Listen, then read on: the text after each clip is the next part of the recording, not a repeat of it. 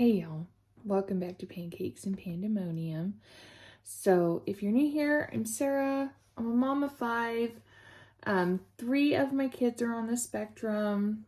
I homeschool. I've dealt with some health stuff. There's a lot going on here. A lot of my videos are hauls. We're working on more like food content, like cooking for a family this size, especially like big people, right? Because my kids are 20, 19, 15, 11, and 9.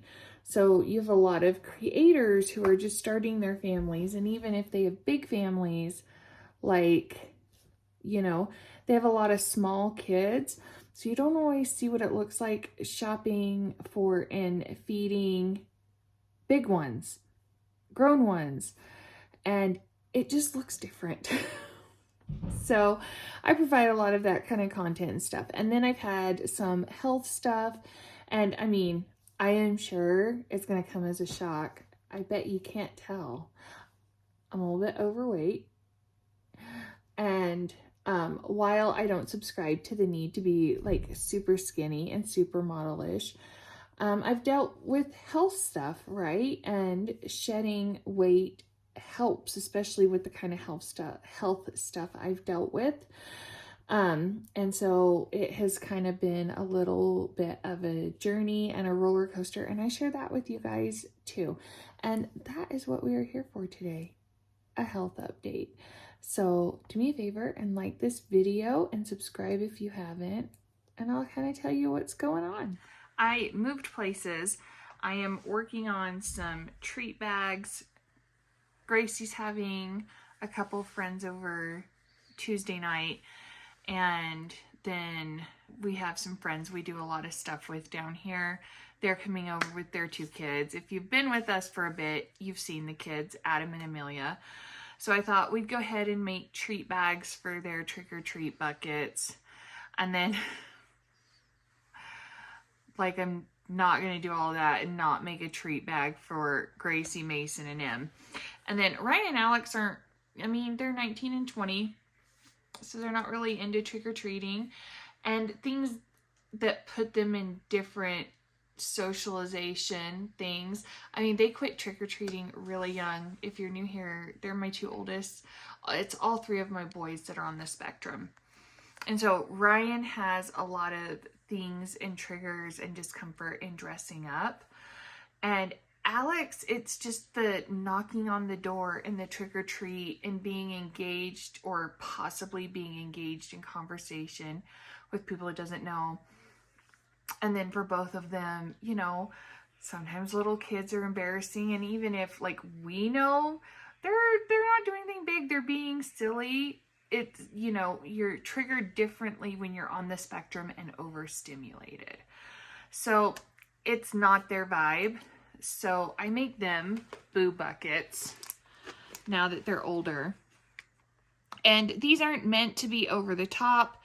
They're not meant to be like a holiday, like a Christmas or even an Easter basket. So I just put a few fun things in it.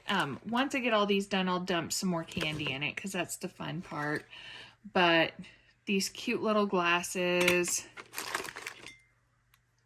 a pencil, a pen. I'll actually probably swap and make sure Alex has 2 mechanical pencils and Ryan the pens. Ryan hates mechanical pencils. Alex prefers mechanical pencils above any other like writing utensil. So I'll probably swap those out. And then I'm making kind of mini versions for the kids' bags. If you saw my Dollar Tree haul, I've got these cute bags. They come in a pack of 4. And initially, Gracie thought we might have 6 to 10 kids, so I bought 3 packs, but this is a homeschool program, and these kids are spread out all over Utah. And so once parents started crunching schedules, they were like, we can't go to Spanish Fork on a Tuesday night, which I totally get. I wouldn't go to Murray or Salt Lake or any of their places on a Tuesday night. So fair is fair. I think though, her and the couple of kids that plan these things, I think they're kind of figuring out like, if we all want to get together, maybe we should do a Saturday afternoon, which that's part of the process and letting them learn and figure this out. And, you know, that's part of the deal. But we've got a couple kiddos coming. So we've got a bag and we're kind of doing the same thing. And a pair of glasses, a vampire teeth. I fished these out of the Halloween candy. I figure they didn't really need a ton of candy in these bags because they're going trick-or-treating. But they're each gonna get one of these like little like bones, bracelets, and rings. And then a pen and a pencil and a starburst. And it fills the bag nicely. And then I'll tie them off once they're all done. And we'll set them out cute tomorrow night.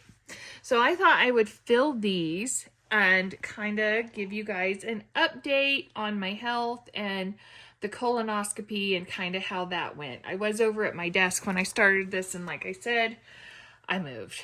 So let's chat about it, shall we? For all intents and purposes, it was good news. They didn't find anything. They removed one polyp, and it was a small one. Nothing that would be concerning, nothing they felt like needed to be sent away. So that's fantastic, except we still don't know what's wrong. So I've got to get into the doctor, which initially was the plan this week. And as things do, I'm from a very large family. Like, I only have one brother and one sister, but when you take the extended family, aunts, uncles, cousins, and everything, and then like cousins' kids, it's ginormous. My mom is one of 6 kids, and we were raised very close. Very, very close. Just, cousins at everything. When we lived overseas, the first thing we always, like, in our mind did and wanted to do was get to my granny's house and see cousins. All of our birthday parties were immersive with cousins. I mostly had friends' parties when we lived out of the state of Texas. I had a couple in Texas, but mostly it was stuff with my cousins because I had so many. And most of us were close in age. I mean, I've got a couple of cousins still in their 20s. Babies, but I mean, like, spread out. But we're all very close to all of my aunts and everything. And we had a death in the family on Wednesday, and it was one of my cousins, and it's been hard. And so the situation around the death and everything was just shocking and sad and tragic. And